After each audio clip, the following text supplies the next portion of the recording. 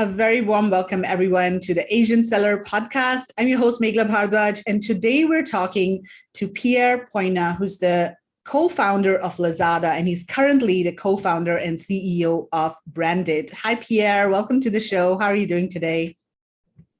Nice to meet you, Meghla. I'm Thank doing you. Well. I'm calling in from Paris. Yes, nice and sunny Paris.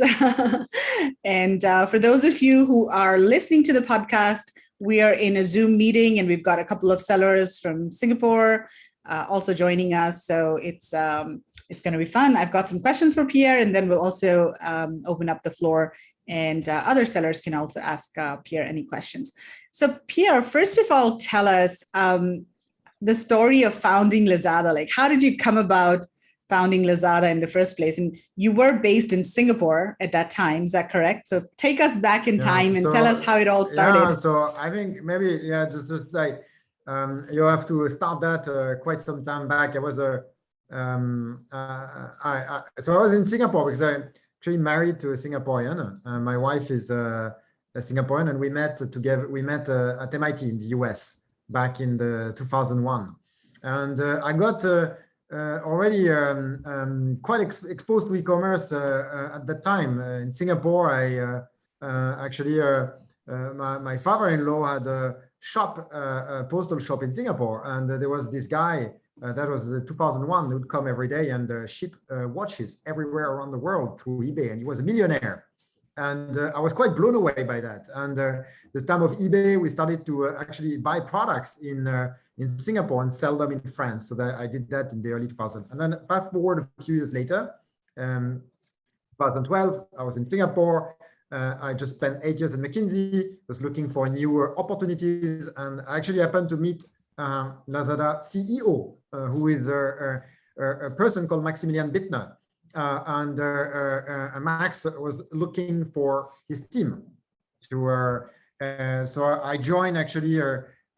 I joined a team as a CEO in charge of operations for Lazada to grow the business. And the idea was that there's a huge opportunity. That's what we thought, and that actually turned true.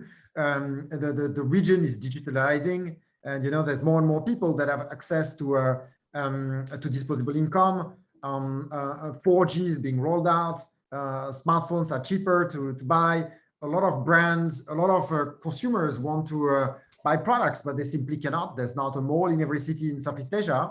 There's a lot of challenges for retail, and we thought that let's address that head on, and let's build a platform for e-commerce in Southeast Asia. That's how and the goal was to become the Amazon of Southeast Asia. That's as simple as that. Big ambition, big dreams, a team with a lot of energy, and that's how we started. And so this was around 2012, you said, right?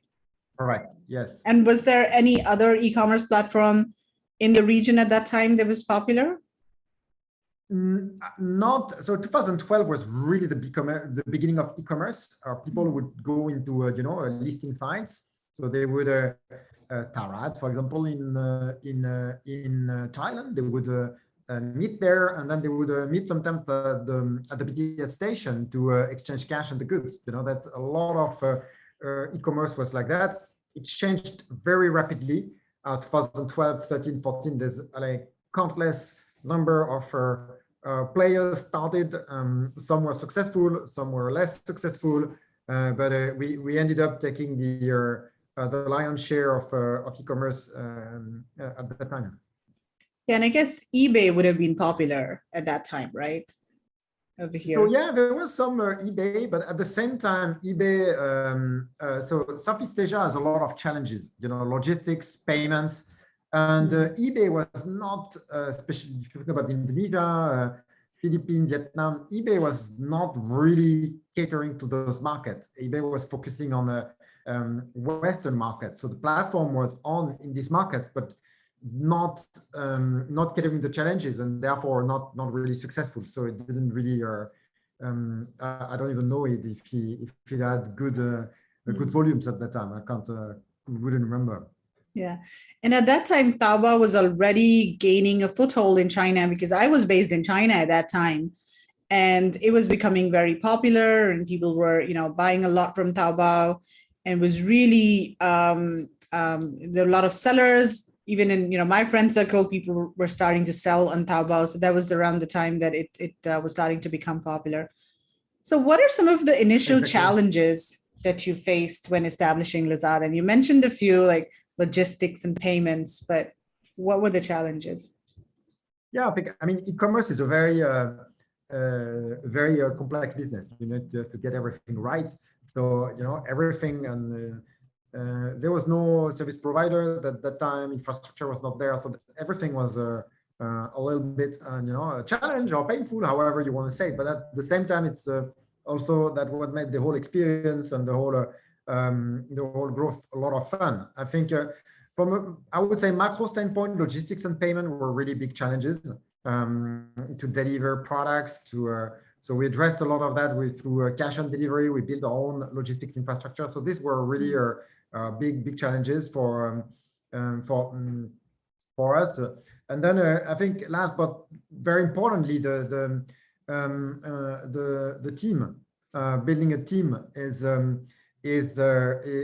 most important to address these challenges, and that was something that was a lot of a big focus for us, and you can say a challenge, because we very quickly were several thousand people across 5 countries. How do you ensure that you have the right people in the right positions, that everybody understands where we want to go?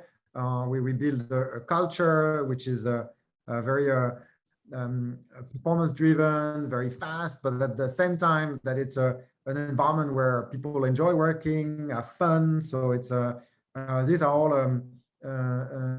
I think what makes the difference in the end. Right. And what about e-commerce adoption? Like, did you find it difficult to convince people to shop online and use a platform like Lazada? Like, did you have to do a lot of marketing? At the beginning, when we started, yes, it was an issue, because people wouldn't trust e-commerce platform. And so we had to do a lot of communication on this. We were doing cash on delivery so that the consumer would pay when he would see the goods, for example. So we did a lot of things like this. I think as we went along over the years, you've seen the explosion of the digital economy in Southeast Asia, and it was a very virtuous circle, So when more consumer go online, they shop online, there's some level of social connections online, they consume content online, they do everything on their mobile, and then of course it attracts sellers and brands to communicate there, to sell products, and that's a complete virtuous circle, because then it's more and more interesting to go online, and so on and so forth. And that really started around I think 2014, 15. This is 16. This is when really all of this digital economy took off in the region, and you've seen big platforms like Tokopedia, Grab, Shopee. That Traveloka, all of these great companies emerged, at the time, and scale at that time. Right. So then when did you decide to sell to Alibaba, and why did you decide to sell? So we sold to Alibaba in 2016, and then 17. It was a longer transaction. I think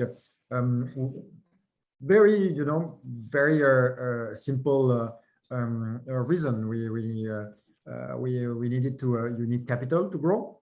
So you need to, so you can raise capital on the market, or you can go with a strategic backer. So that obviously took the route of the strategic backer. Thought very important also to have access to a lot of the Chinese. There's a lot of synergies integrating with the what's happening in China in terms of assortment, in terms of logistics, in terms of technology, in terms of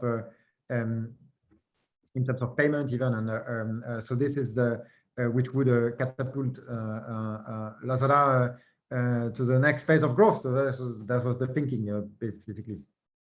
Right.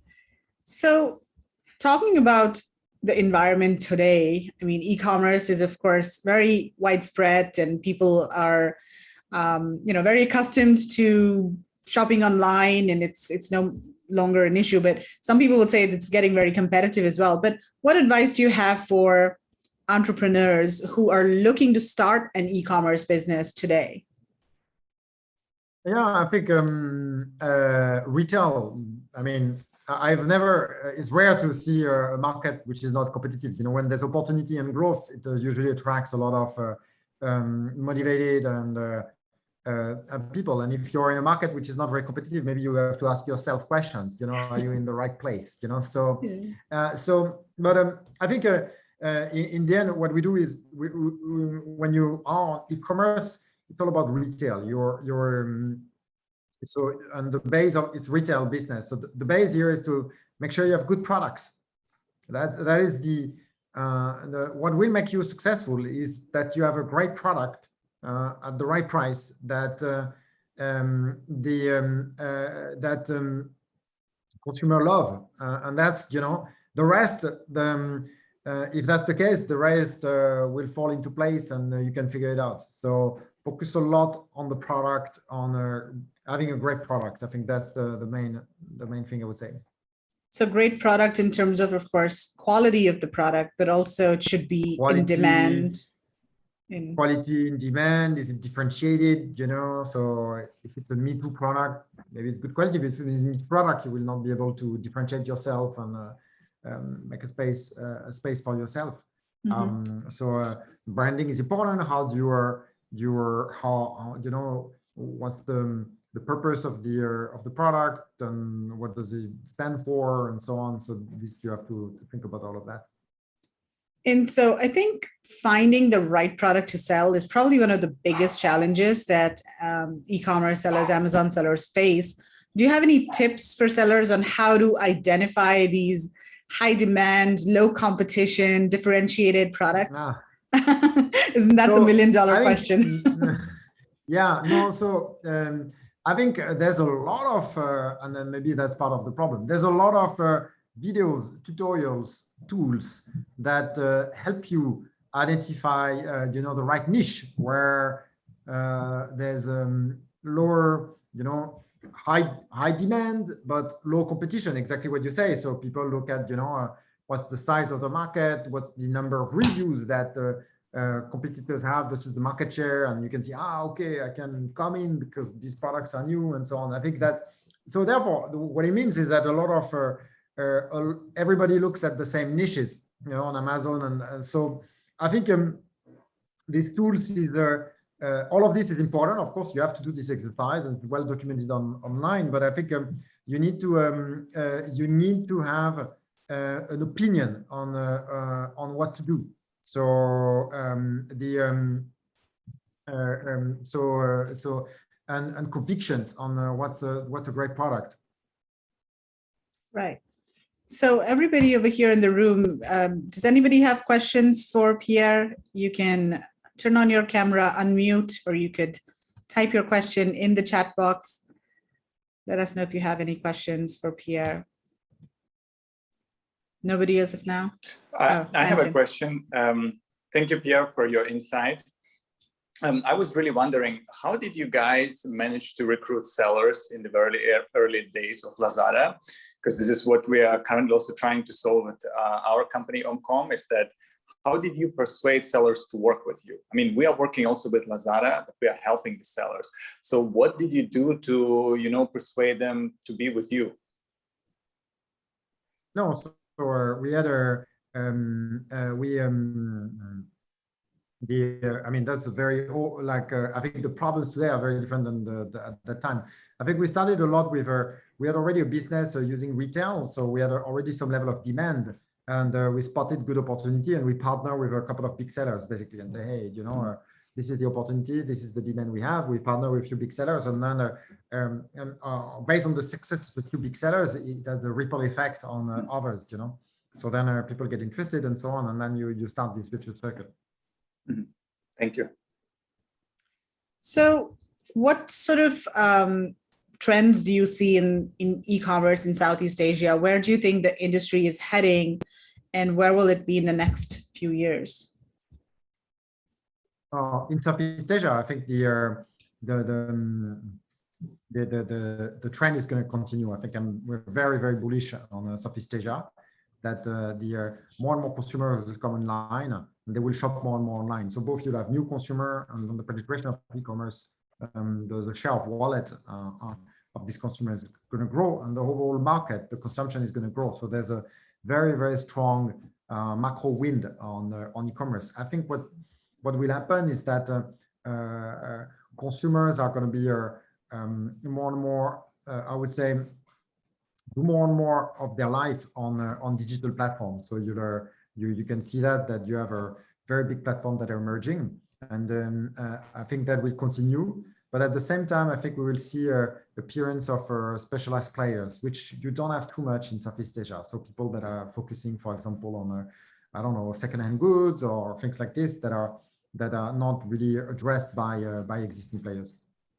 So when you say specialized players, do you also mean marketplaces that are specialized in certain categories like fashion, Correct. electronics? Exactly. Yeah, that's actually quite popular in India already. There are quite a few marketplaces that specialize in fashion particularly.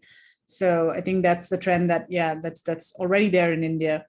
But we don't see too many category specific marketplaces here in Southeast Asia.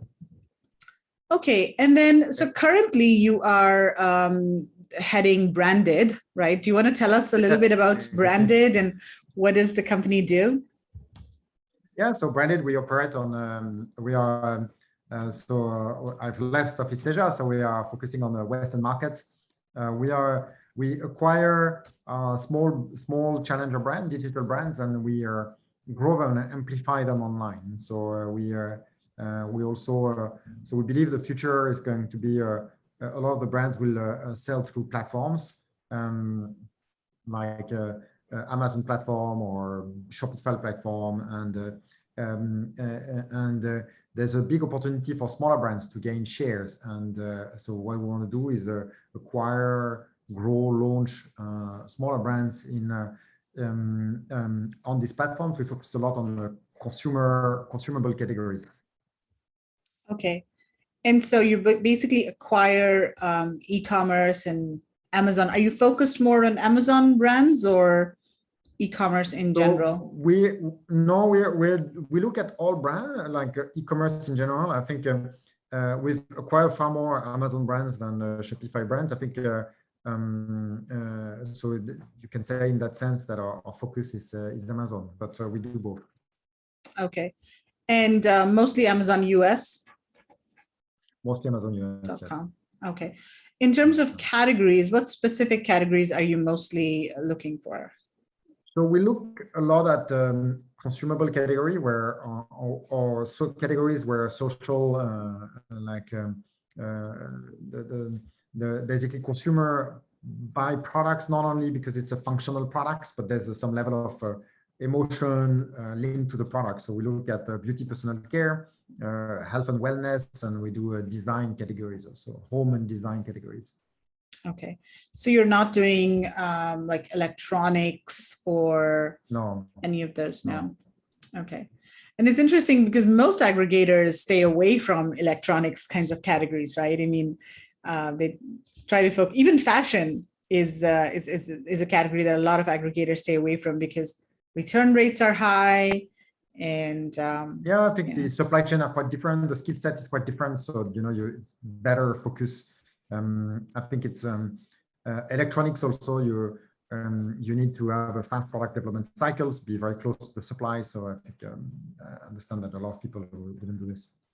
Yeah. All right. So Paul has a question. What is your view on the impact of trade regulations to the growth of e-commerce in Asia and even the rest of the world? So of course, any I would say tariffs, I think, because I guess that's what's happening, or you're referring to, or any issues on trade, of course, reduces, creates frictions on trade. So you can see that it will it will have an impact on that sense. But overall, I think I don't think so. I think how to put all of these are just a small friction into a very strong trend. So I don't think long term, things are gonna reshuffle and rearrange. I think the growth of e-commerce is so strong, and so that I don't think it will have major long-term impact on where the e-commerce will be. That's my belief. But of course, if you have issues like the ones we have now today on the supply chain and so on, that does impact the short-term growth of e-commerce, obviously. Right. So there are so many different aggregators nowadays in this space, and there's also e-com brokers and all types of buyers. So how do you think branded is different? How do you differentiate yourself from others? Yeah, so I think first of all, we need to know that the market is humongous. So there's a massive market, and it's pretty new that e-commerce is seen as e-commerce sellers or brand are seen as an asset class that is interesting. So therefore it has attracted a lot of capital and a lot of publicity, but relative to the size of the market, I think it's pretty normal, and I would say it's just a catch back from where it should be. It should have been for a while now. So that's my comment. I think for us, we are the way how we position ourselves or what we do is first of all we're very focused on categories. So we have a certain category which I mentioned to you where we focus, and that enables us to gain expertise, to gain scale, and so on. And we believe that we will build our category, our company around category strategy and around brand strategies, and that's what we do. And I think we are one of the only company and aggregators organized that way. The second thing we do is we also like to partner, not only acquire, but we also partner with brand owners and sellers. So a lot of the brands that we acquire, the owner stays involved, stays with us, keep some equity, if you want, into the business, so that we build the brand together for the future. So that's also pretty unique. We also are very global. So I'm based in Paris. We have a team in New York. We have a team in China. So we have very global operations. So a lot of our market is in the US, but the way we work is completely global. And I think given the opportunity, that's very big differentiator. And then last but not least, we not only acquire, but we also launch brands. We have capabilities to launch brands. When we see interesting opportunities, we just do it ourselves. If we cannot find the way to do it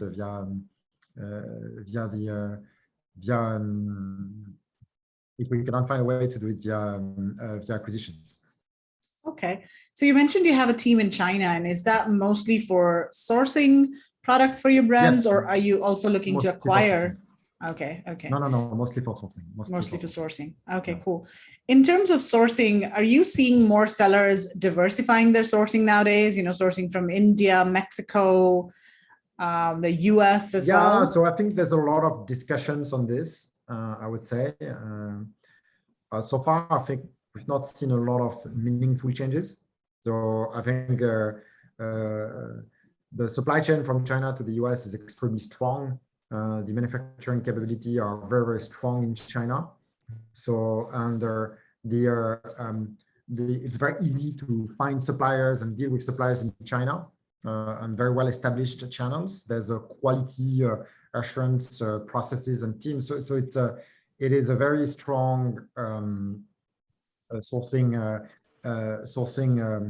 hub, I think, for the future. At the same time, I think especially post Trump tariff or the tariffs that we've seen in China, we've seen a lot of people that had started to look at Vietnam, for example, India, indeed, to put some of their production there for some of when they have meaningful volumes.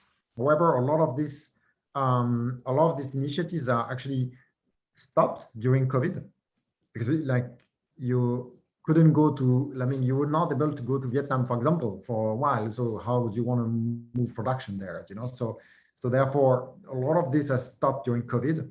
I expect this next year to start again, basically. So I think these movements will amplify next year once we can travel again and people can travel again. I can see that happening.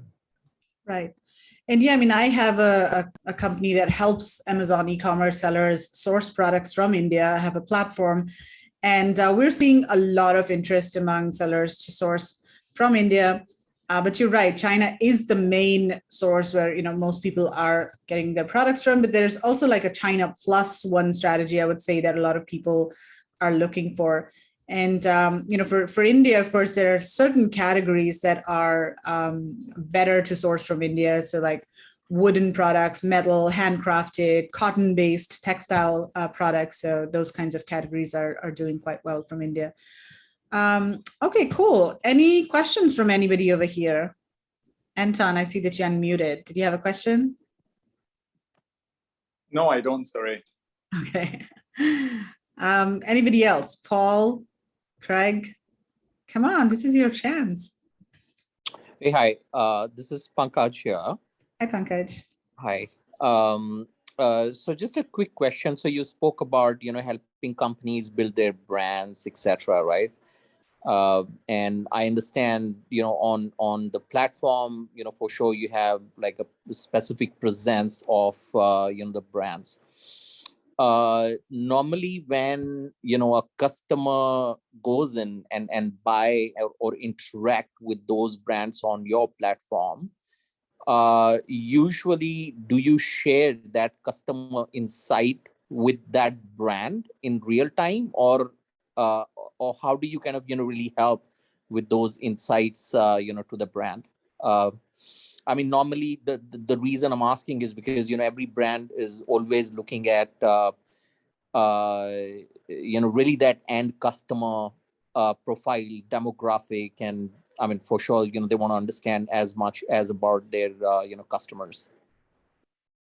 Yeah, I mean, we are a brand owner directly, so whatever we can get as information we use, obviously, and we give that to our brand manager. So the way we structure it is that our brands are managed by brand managers. So whatever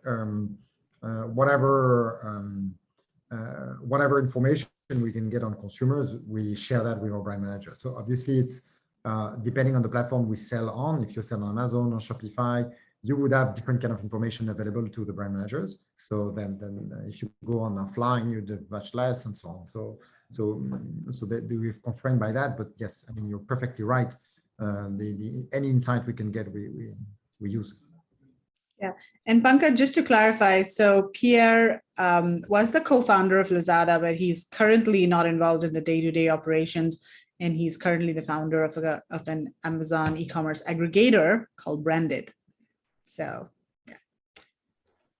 Yeah, understand. So it's more like a middle layer, right? I mean, you're really helping the brands to enhance their presence across different marketplaces. I mean, that's the strategy, right? Correct. So, but it's our brand, so my brand, so it's like these are not third-party brands. Oh, so okay. Yes. Yeah, because they're acquiring brands. So. Mm-hmm. Okay. Yeah. Okay, awesome. Well, any more questions from anyone? Hey, Magla, Paul here. Hi, Paul. How are you? Long time. Long time. Just a question for Pierre. In terms of what do you look out for brands that you would like to aggregate? What would be your criteria, or what would be the the key value that you look at in terms of looking at a brand? Yeah. Yeah. So I think we need to. I want to make sure that it fits my strategy. So we don't acquire any brands. So it has to fit our category strategy and what we want to do in this category. So that's number one. It's actually quite important. Number two, we need to ensure that it has certain financial parameter in order, so in terms of, I would say, profitability, COGS, marketing spend and so on, and the trajectory over the past 12 months or 24 months, we need the brands to be healthy, so I wouldn't buy a falling knife, so if I see the brand is decreasing year on year and there's a negative trajectory, then I'm like, that's very concerning. And then that's present, but we also look into the future. So we look at the ability to grow the brand. So if I see a brand that has squeezed out all opportunity for growth, then it's less exciting, obviously, So we look at that also. So for all our brands, we look at the business case and we see, hey, what's the business case moving forward? And that's how we would value the brand, essentially. Okay, thanks. In terms of size or revenue, are you looking at mostly larger, mid-sized kind of brands or even smaller brands, or is there some sort of a benchmark? Yeah, I think we like to acquire brands that are between 5 and I would say $20-25 million revenues. So that's the kind of, if you want a rule of thumb. We've acquired smaller brands that fits our category strategy, So for example, we have a pretty large beer care, just to make it more concrete, beer care brand, so men's grooming brand on Amazon. It's called Viking Revolution. You can check it out. It's several tens of $millions of revenues. And so we know very well the men's grooming category. And we've acquired, therefore, a brand which is in the same category called Fresh Heritage. And this brand is for first slightly more premium, and it caters to more Afro-American communities in the US. So different positioning also and different customer base. And the brand is much smaller. But we did this because it completely fits our strategy. We see obvious synergies and we have a path to grow the brand. So we're very excited by that. So we also do smaller brands if it fits what we want to do. Okay. So I guess one last question from me, and then we'll see if anybody else over here has a question. But, there's so many aggregators acquiring brands now on Amazon. How do you think the Amazon space is going to change in the next couple of years with all of these brands being rolled up and a lot of, because, aggregators as big companies, they have a lot of capital. They're able to spend more on PPC and all of that. So how's that going to affect the landscape and the small seller? I think so. First of all, again, I think the landscape. I mean, the Amazon marketplace is $500 billion. So the space to grow, the space to operate in there is absolutely massive.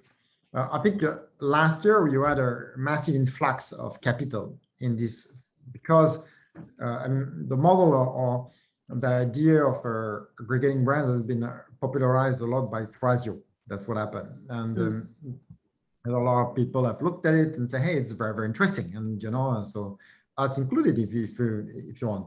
And there's a path. So therefore, last year or the past 16 months, a lot of companies launched and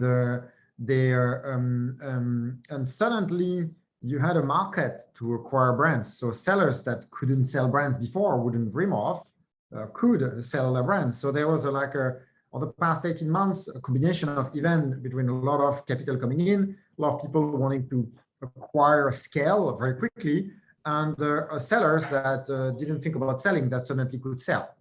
That's what happened. So you've seen that influx.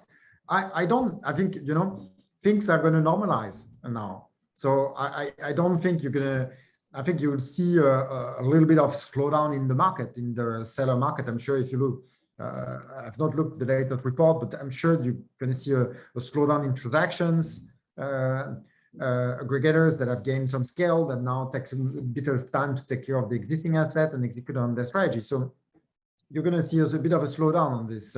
And then ultimately, I think you'll have a normalized market, where you need big players in a market like this. You need big players to scale. You need small players to drive innovation. You need mid-sized players. So that's the story basically. Very interesting. All right. So anybody else have any questions for Pierre before we wrap up? Last chance. Yeah. So you spoke about the market. Per se, the demand also changing because of the COVID. I'm sure it has changed. Different focus on categories as well. I mean, from your perspective, because of this COVID, right?